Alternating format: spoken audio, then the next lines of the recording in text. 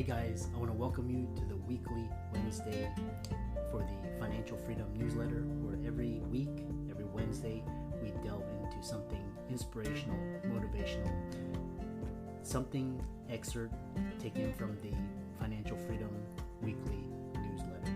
Wherever you are, if you're listening on Spotify, on iTunes, Google, be sure to click the like, subscribe, share, comment. And without ado, let's get into the show. Hey guys, welcome to this week's podcast episode for the Financial Freedom Podcast. I'm your host, Dr. Christopher Liu. And today we're going to be talking all about government and how it intersects with the physician community, healthcare. And with that, I have a special guest, Richard Howard, and he's going to talk to us all about this fascinating area with government, cracking the code, contract. It's highly complex, highly convoluted. So I brought him in to enlighten us. So Richard, welcome. Well, thanks for having me today, Chris. I'm glad to be here. Yeah. We connected through Podmatch, and tell the audience about your bio, your background, the listeners can get more out of you. Sure.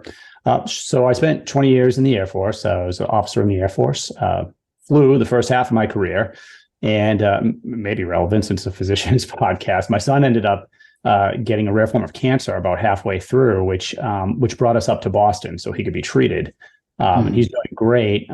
However, there's no flying base in the Boston area. Hanscom Air Force Base is where we were stationed. And that's an acquisitions base. So at that point, I switched professions within the military to become an acquisitions officer. And that's the profession of putting companies on contract for the government.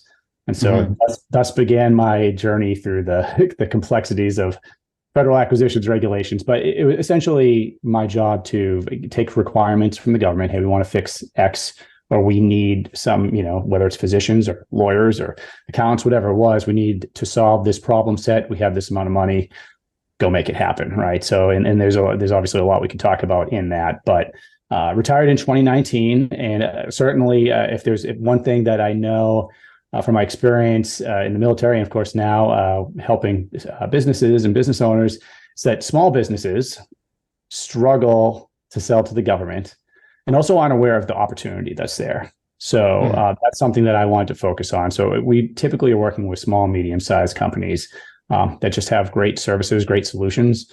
And I'm looking forward to diving into it with you. Yeah.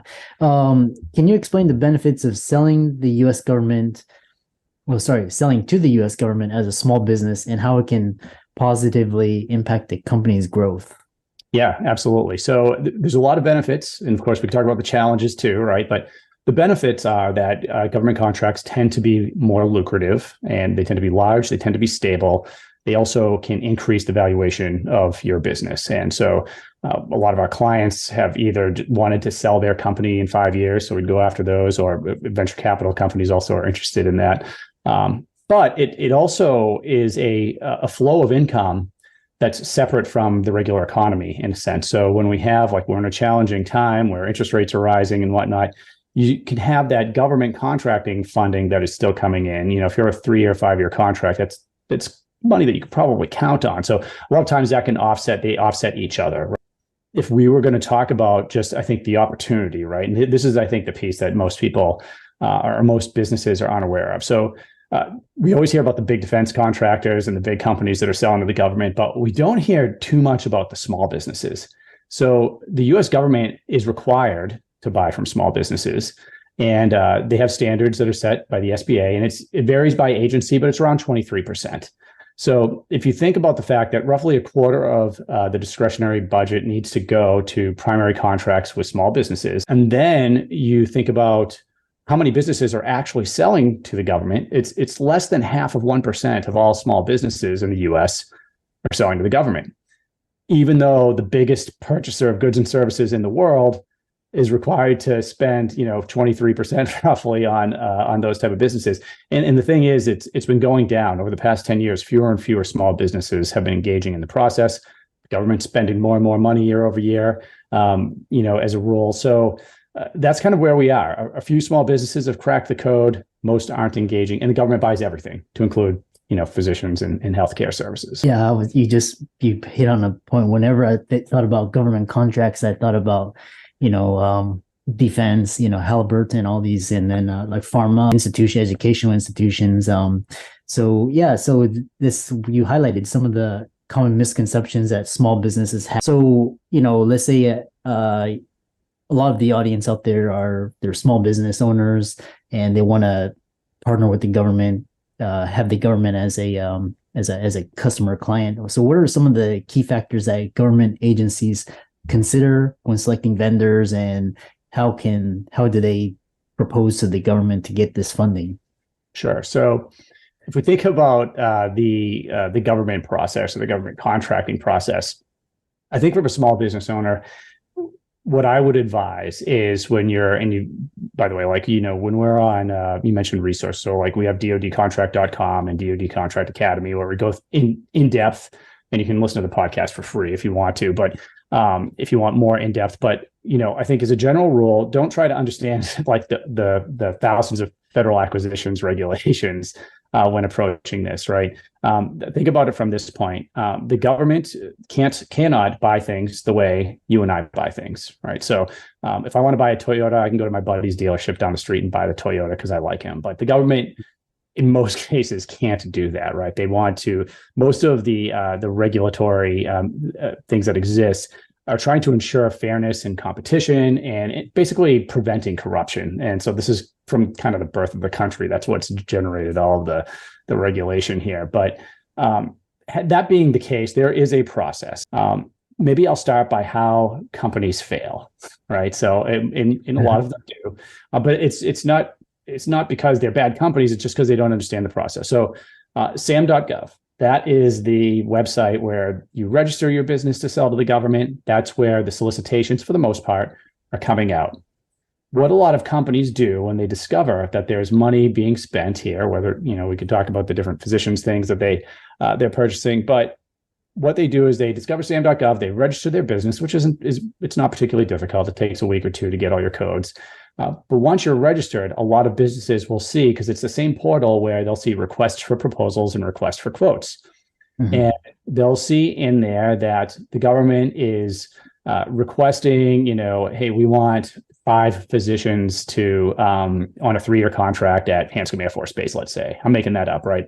Or maybe pediatrician services, or maybe someone to come in, half a day, once a week to advise or provide psychology, whatever it is. Say, hey, well, we can do that. We're in the area and we have, we're licensed, we have all that. So now they're engaging on that RFP or request for quote or request for proposal, and they fail, right? And so what we see is a lot of companies just engaging with these requests for proposals, and they put a proposal together, which isn't a short-term process. I mean, that could be a complicated process depending on how big the contract is that you're going after. Mm. And they're losing, and then they start the kind of the comments I'll hear as well. It's rigged, or it looks like the solicitation was written for my competitor. I'm just not winning. Well, yeah. It's not rigged, but the solicitation may have been written for your competitor. Okay, so I think it's important when you see the request for proposal come out, or the request for quote. At that point, the handcuffs are on the acquisition shop. Most people in the government can't buy anything, so you have to be a warranted contracting officer to commit funds on behalf of the government. And there's usually a program management team behind them that's really in charge of the effort, the requirement, and the money. And when that solicitation comes out, they need to be very careful not to show any undue preference to you or to anybody else that's engaging. So if you were to ask a contracting officer questions about the services, right? Like, hey, there are specialties like X, Y, and Z that you're looking for? Well, they might not answer you, or they might only answer in a public way, right, through sam.gov. But before that solicitation comes out, we're in the market research phase. And so this is what I would tell your audience to try to make it simple. But that market research phase is where the government is just trying to figure out how to solve the problem, right? So as a program manager, I can remember as a new program manager, the government would give me a problem set, and I would have to talk with other companies to figure out, like, I don't even know what's going to be in the solicitation. Your program manager is not going to be a physician on the other side. Most likely that person's going to just be an expert at government contracting, right? So they might not even know exactly what they need. And so they're going to be talking with different small businesses in the area this is where we decide if we're going to set something aside for a small business. This is where we decide what's going to be in the solicitation itself, right? You might have different certification that your outfit has that maybe your competitors don't. This is sometimes where you find a sole source contract. Like if you are the only one with the specialty we need, that might not even be competed, right? That's going to be rare, but this is a long way of saying we're operating here and we're shaping how the government's going to buy from you. We're shaping what the requirement is, and that's going to end up with you much more likely to win a contract. Yeah, it's interesting because I have a research background, and you had to go to the website, look for proposals for solicitations for grant funding, and the whole process was quite convoluted, and nobody knew exactly what they wanted. Sometimes there's allegation of bias, and if physicians are listening to this and they said, okay, what types of they're interested in submitting a proposal for funding, what areas for physicians could they look at, and where would they go to find these opportunities? Yeah, just before coming on the podcast, I just brought up some of research tools I use to kind of look through this, and this is just an example of some of the things they're looking for, right? But just to give you kind of an overview. So over, what am I looking at? The past 5 years, the government has spent $18.9 billion on just contracts with physicians and people providing those type of services. Now that spiked during COVID. And so on average, it looked like it was somewhere between 3 and 5 billion a year, with a huge spike during like 2020 timeframe. Some examples, but that's still a considerable amount of money that they're spending each year. And when I look at some of the examples of contracts and what they're looking for, I've got anesthesiologists' offices, allergists, family physicians, healthcare screening, immunologists, internists, cardiologists, clinical pathologists, dermatologists, forensic pathologists, gastroenterologists. I'm gynecologists. I'm probably pronouncing some of these wrong, but and this is just under spending that is not related to mental and healthcare. That's a whole different bucket of funding, and there's certainly spending there.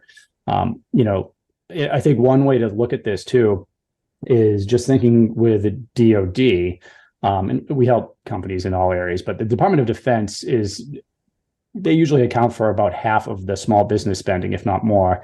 And for those that haven't been on a military base, every military base is actually a small town or city, and it has all the infrastructure that a regular town or city is going to have, including a hospital.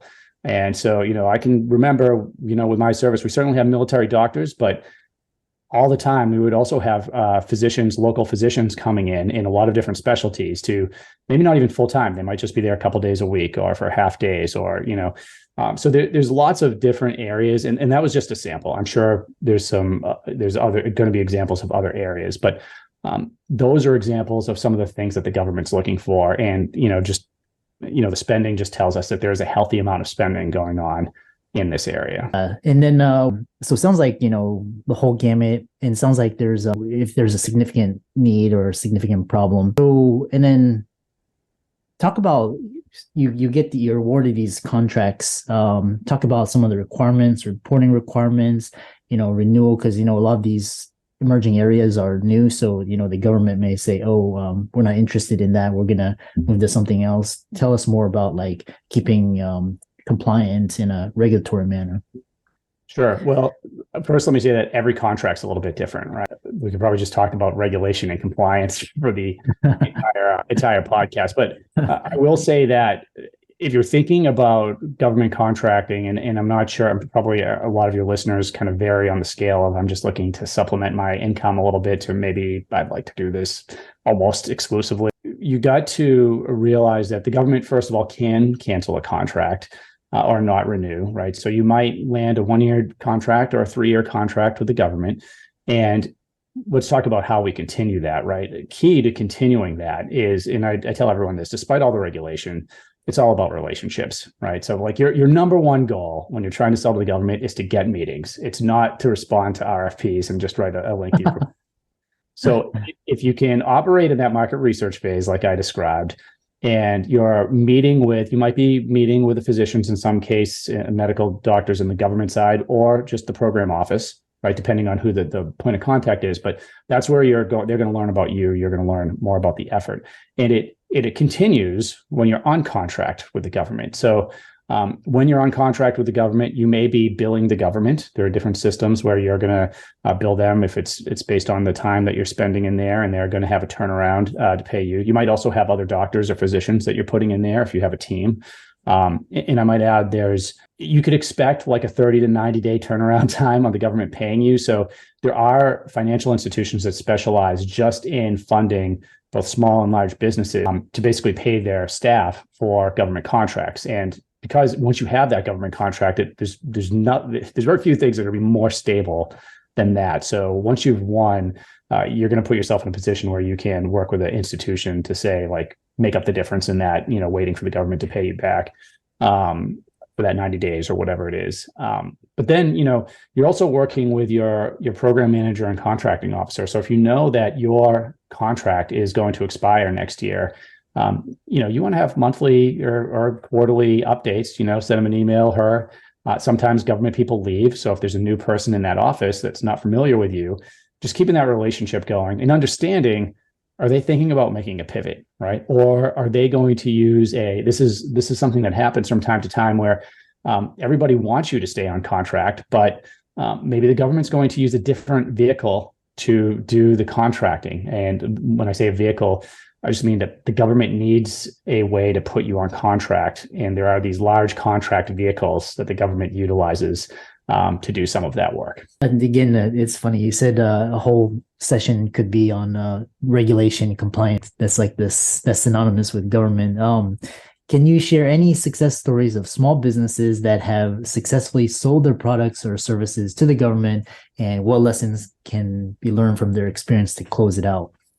Oh, yeah, no, absolutely. We could talk about, for one, you mentioned that you were in research, right? So there's something called the Small Business Innovative Research Program in the government. That's for R&D, right? And this could be for technology products that are related to healthcare or other, right? So we have several clients that have engaged in that. One was called Software LLC. They just put basically a training program together for special forces units, and they relatively quickly started winning small business innovative research contracts to fund the development of their technology. So if that's something that any of your audience is interested in, like for instance, we just engaged on with another client of mine. It was a psychological. It was wearable devices that was taking cognitive data and kind of translating that into actionable intel, right? And so what the government's doing there is they're paying you to develop a solution. So you're not, and a lot of my clients use that instead of venture capital because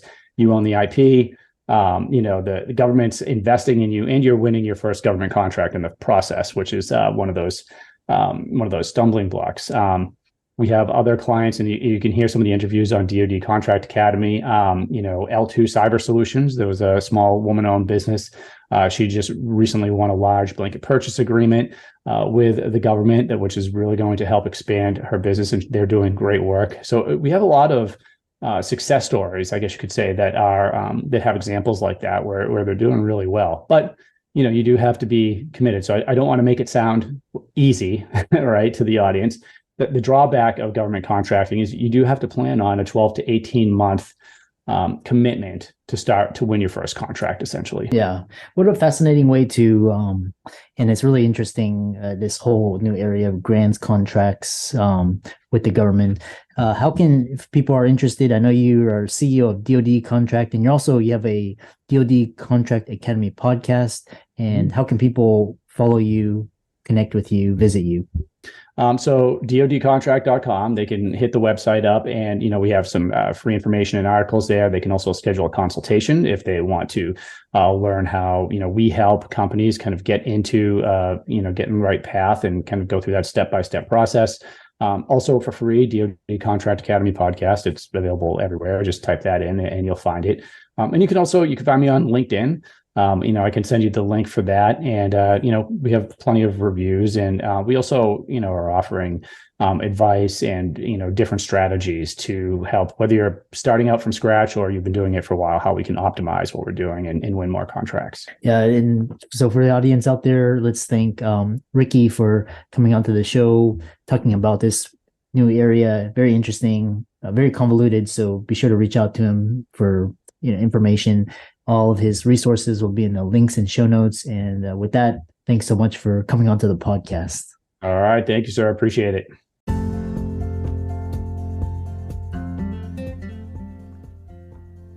I hope you really enjoyed that wonderful, inspirational, motivational piece. Again, wherever you are listening, if you liked it, be sure to like, comment, share, subscribe. We're on everywhere: Spotify, iTunes, Google, Amazon, Audible. And without much ado, be sure to thank this show's sponsors, and we'll see you next week.